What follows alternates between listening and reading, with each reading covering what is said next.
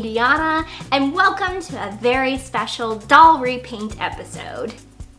So friends, there's this little show called Stranger Things. I don't know if you've ever heard of it. It's kind of taking the world by storm or whatever.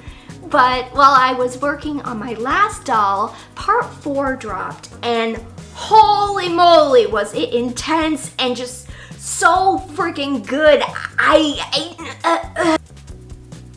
This season had a whole lot of heart and vulnerability, and the entire cast did an amazing job.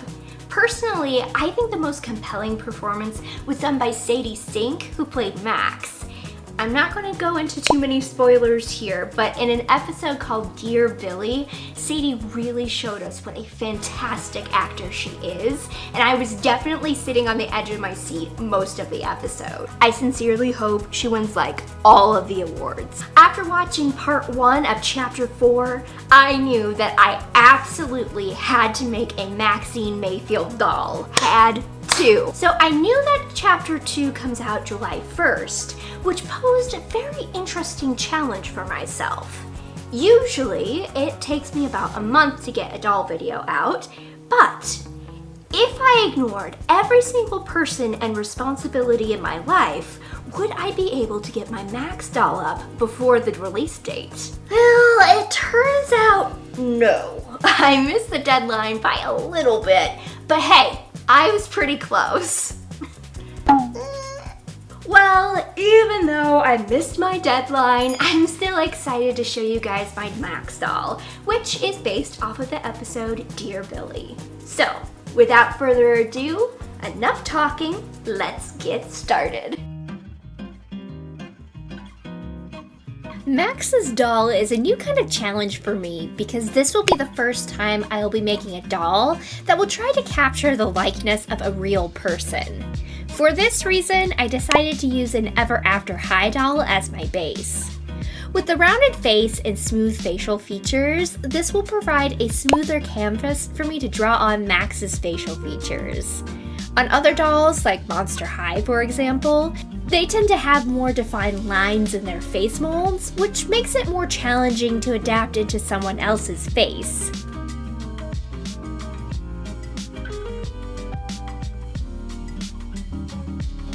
Before I start her face up, I want to experiment with what colors I'm going to use for her undertones. So I'm testing them out on the body first. Since we're making a doll based on a celebrity, I was able to do a quick Google search to see what kind of undertones Sadie has, and according to a beauty website, Sadie has cool undertones. Cool undertones have a lot of pinks and blues to them, so that's exactly the color palette I'm going to use while working on the underpainting of her skin. For the more muscular parts of the body, I'm using a cool pink tone to capture the fleshiness of these areas. And for the areas where blood vessels are closest to the skin, I'm using a cool blue. I'm really focusing on the areas like the undersides of the arms, wrists, and ankles for this part because they are the most veiny areas of the body.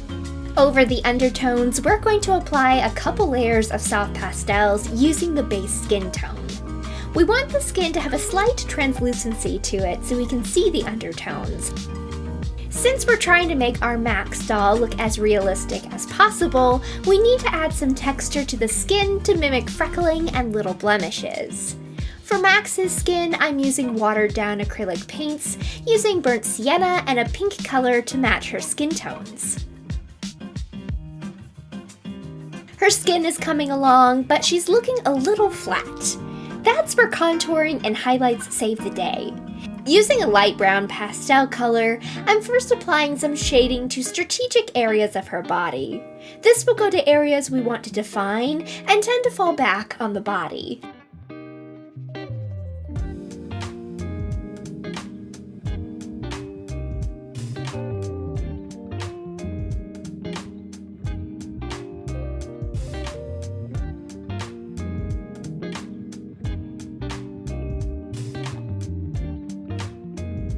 Today, we are going to go right from the body repaint to creating her outfit.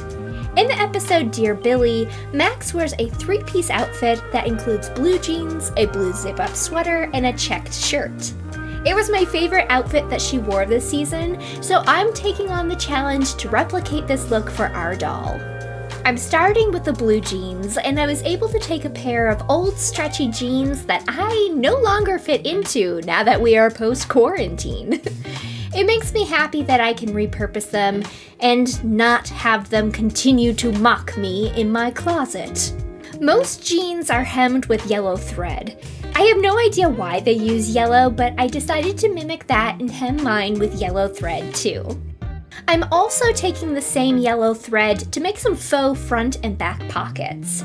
Most of my pants have fake pockets too, so I guess I'm cursing our doll with the same fake pocket fate.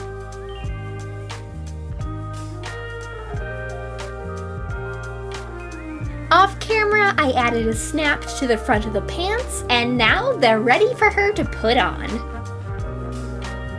Okay, so next I cut out the pieces of her shirt and ironed on heat vinyl, which I cut to look like her shirt's pattern using my Cricut machine.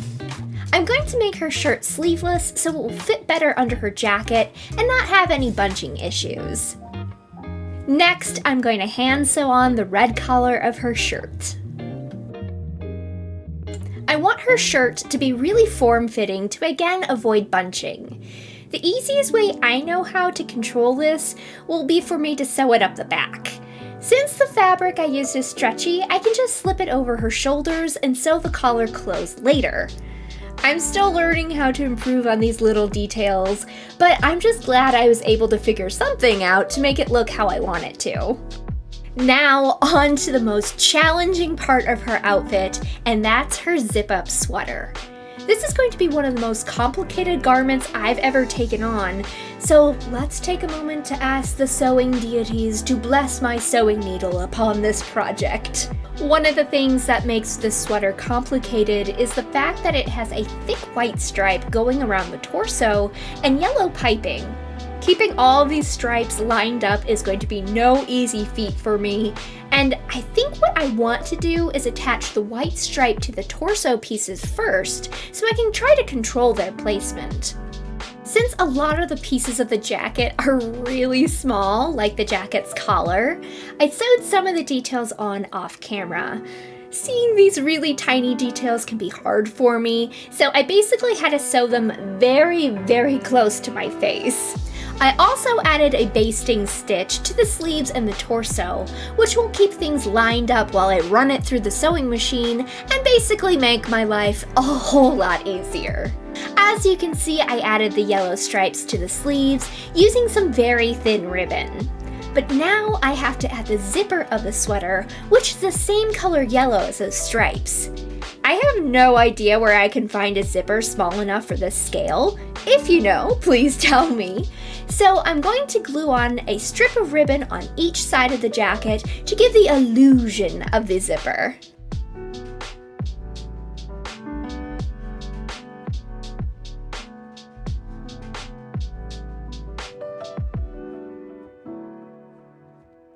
I was originally planning on using a ladder stitch to make it look like she zipped her sweater up halfway, but that plan just didn't work.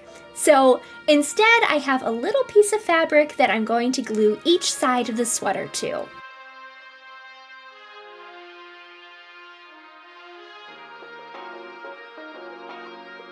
For the last part of her outfit, we're going to customize this pair of Ever After High shoes. One drawback of using an Ever After High doll is, like most fashion dolls, her feet are molded to go into a pair of high heels. Now, Max is a skateboarder who wears sneakers most of the time, but I was able to find this pair of shoes that will fit her feet, but can still mimic the look of her pair of red Vans shoes.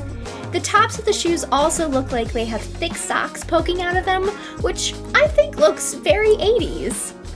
After painting the heel white, I mixed a deep red color and I'm applying it to the tops of the shoes to provide a clean base. The paint is a little streaky right now, but I'll go over it with a couple layers of the acrylic paint so everything will look smooth when we're done. I ended up giving the shoes 3 or 4 coats of the red, and now I need to clean up a couple of areas with my white, and then I'm going to go in and paint the details of her shoelaces.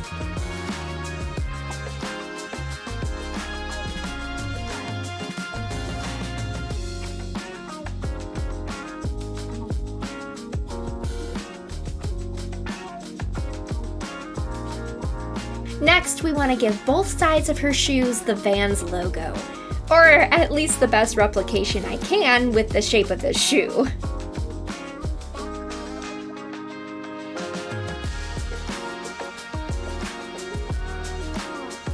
I let all of the paint dry, and the next step is contouring the different parts of the shoes and socks to give them depth and to make them look worn in. Max does a lot of running around this season, so her shoes are going to have a little wear and tear to them.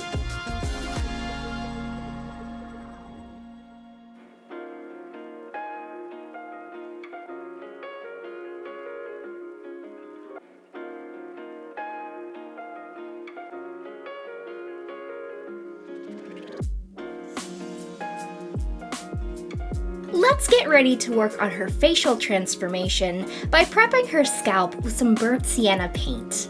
Max has auburn hair, so painting the scalp this color will mask any unavoidable gaps in her hair plugs. Now that the paint's dry, we are going to start adding her new hair. Today, I'm using some Doll Planet nylon hair in the color Red Ginger. Rerooting is a long process, so I'm going to jump ahead a handful of hours here. But if you want to know more about the process of rerooting, I went in more depth about it in my bellwether video. The new hair plugs are now completely in, and I'm going to set them using some tacky glue and let it dry overnight. Alright guys, it's now time for what we've all been waiting for, transforming our Ever After High doll into Maxine. Before I can start manipulating her facial features to look like Max, I first need to do a couple of things to give her a foundation of realistic looking skin. The first part of that is adding the same undertones that we used on the body for her face. When using these colors on the face, I'm applying them in areas known as the subdermal color zones.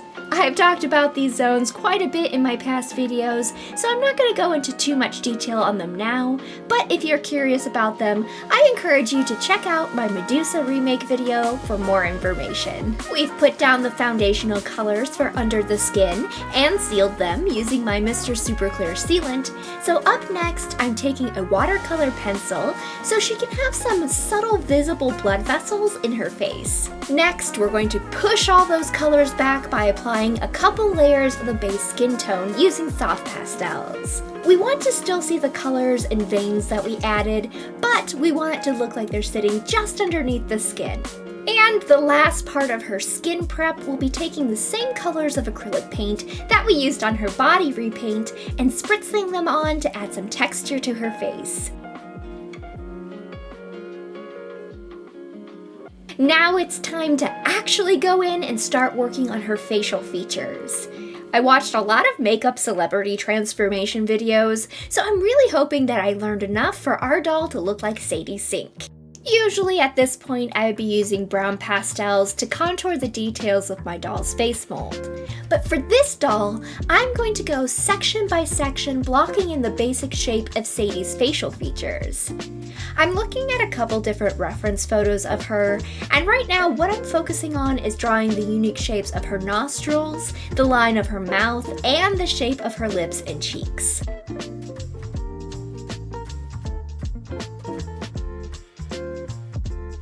As I work my way through each section, I'm doing my best to look at how shadows and highlights fall on Sadie's face, and I'm using my watercolor pencils to start contouring and highlighting where those areas fall. I'll be going over a couple of areas of the face that I spent time changing to make it look more like Sadie's face. The first area I'm going to mention are her lips.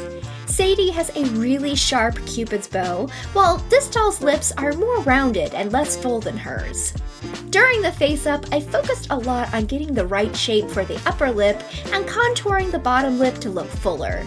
I also extended the corners of her mouth to match her true proportions. Now I'm going to be focusing my attention on drawing the basic shape of her eyes while using this reference picture you can see on my desk.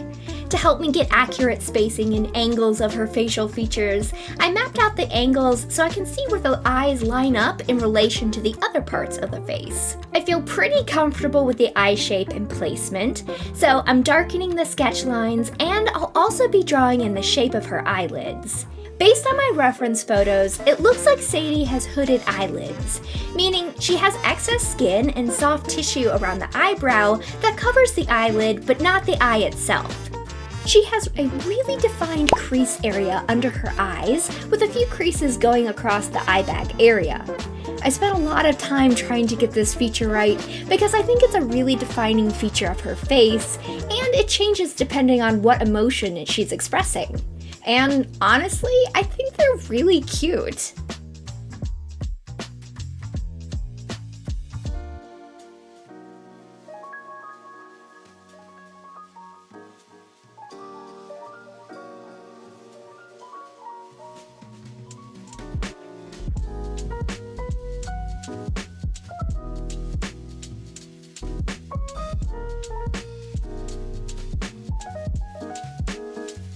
Let's jump up to the eyebrows, where I've already blocked in the basic shape of Sadie's rounded pear.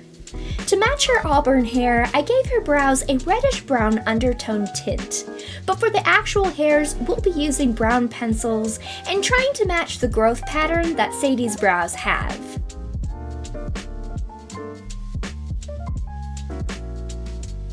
With a cream-colored pencil, I'm adding some highlights to give them more of a natural, individual hair look.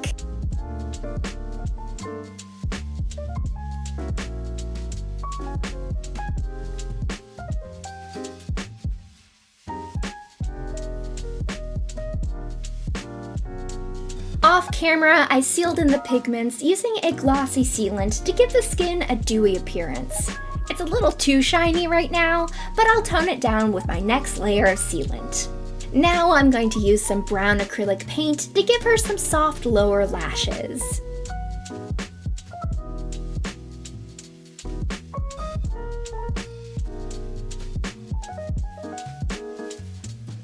Coming in with my white, I'm going to add some fine lines to the upper and lower lashes to give the appearance of individual lashes.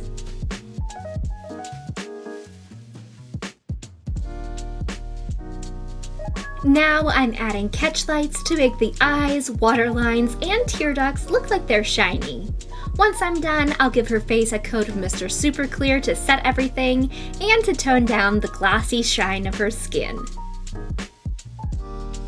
Okay guys, it's time to take her little hair bonnet off and to start working on styling her hair. Her hair plugs are wild and I need to smooth them down. So, in an old crafting pot, I boiled some water and I'm going to gently dip in her hair and smooth it all down. Now we want to set the hair, and to do that I'm going to give her another soak, but this time in ice water. Then I'll let it dry overnight. It's the next day, and today I'm going to be cutting and styling her hair. In the Dear Billy episode, Max wears her hair in a messy low ponytail, so styling it's going to be pretty easy. But I do need to take some time to cut and thin out her hair just a bit, so it's the right length and fits into the ponytail. She wears her ponytail tucked behind her ears, and I want to make sure that the doll's hair stays in place. So I'm brushing on some glue so that it will keep its hold. I used this method with my Bellwether doll, and for that project it worked great. But I kind of wish that I hadn't used it for this one. It held the ponytail, but there were some flakes from the glue that I just couldn't get completely out. Unfortunate lesson learned, but at least I know not to do it in the future.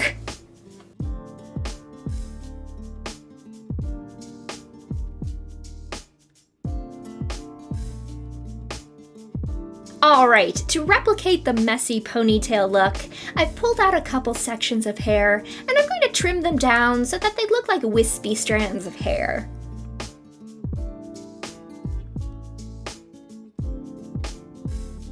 As a final touch to her hairstyle, Max wears a blue scrunchie in the show, and using some leftover fabric from her shirt and a strip of elastic, I made her a little hair tie.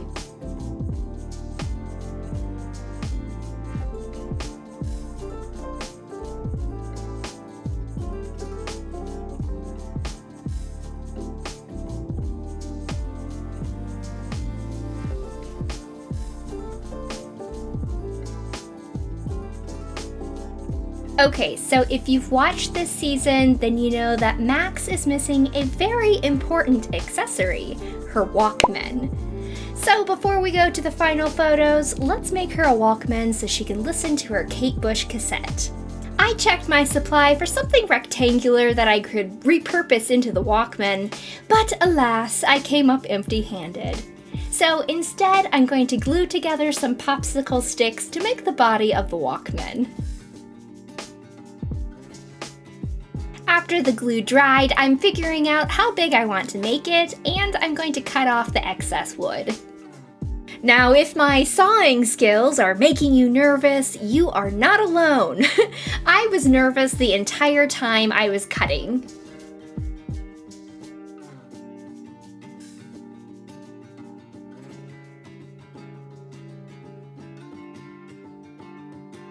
But as you can see, I remain unscathed, and the next thing I'm going to do is take some sandpaper to smooth down the sides. I plan on painting it to make it look like Max's Walkman, but since I'm going to be painting wood, I'm first going to apply some gesso primer so the paint goes on smoothly. Now I'm going back in with my saw because after I primed the wood, I noticed that there's a ridge at the bottom of the Walkman, and I think it would look best if I actually cut the line into the wood. Max's Walkman is metallic gray, and to make the color really stand out, I'm giving it a coat of white paint first. Next, I'm taking a silver paint and applying it to the body of the Walkman. I'm leaving a little square blank because her Walkman has a little window where you can see the cassette inside. I'm going to go over it with the silver paint a couple of times to get full coverage.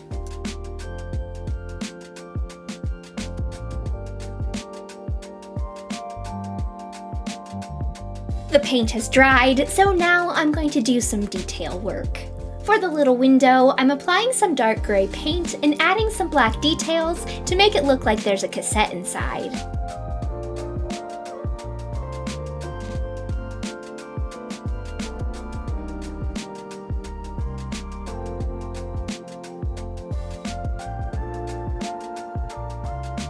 Next, I'm adding some metallic blue details and adding some reflections onto the window to make it look like see-through plastic.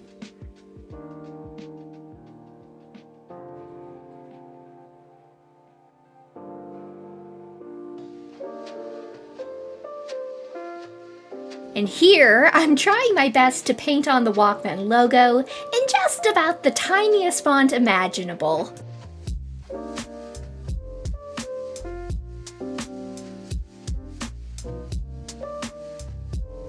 Over the blue strip and star, I'm adding some silver lines to match the details on Max's Walkman. And her Walkman has a little arrow, so our Walkman is going to get a little arrow too. Okay, so now that her Walkman is complete, we need to make her some headphones to go with them. I'm starting by cutting out some foam to create the earpieces.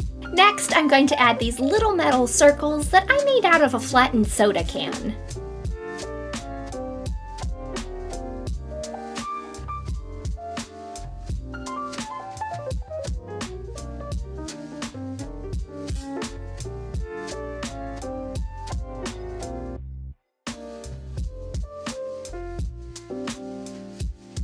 For the headband portion, I'm using one of those nose strips that came with a mask making kit.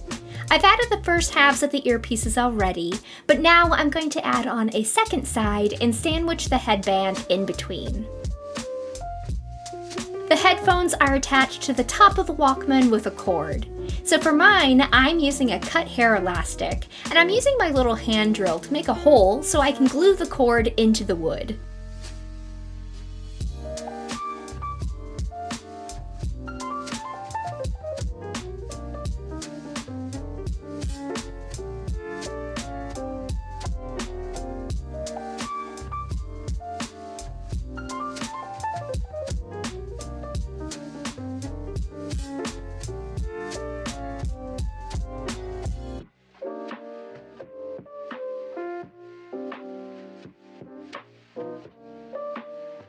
Now, I just have to attach the other end of the cord to her headphones, which I'm also securing using some hot glue.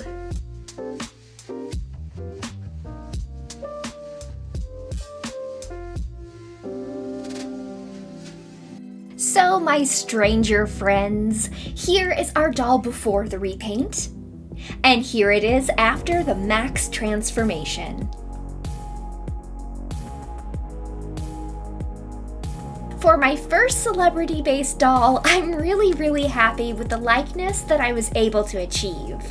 It's not easy trying to replicate someone's face on top of an entirely different face. But I have to say, I really had a lot of fun taking on this challenge. I love when I can take a deep dive and learn about new techniques, and while I was doing research for this doll, I found a lot of great celebrity cosplayers. Learning about how to apply makeup to manipulate facial features is something I'm going to keep researching and playing with, and I hope to continue to grow my skills for future dolls. Let me know in the comments what you think of my Maxine Mayfield doll. I love hearing from you all, and as always, I'm so happy and lucky to be able to share my doll repaint adventures with you. It's one of the things that brings me so much joy every single day. Well, Max and I are gonna go oogle Steve's chest hair, but I'll see you next time with another doll, perhaps tarot repaint. Bye!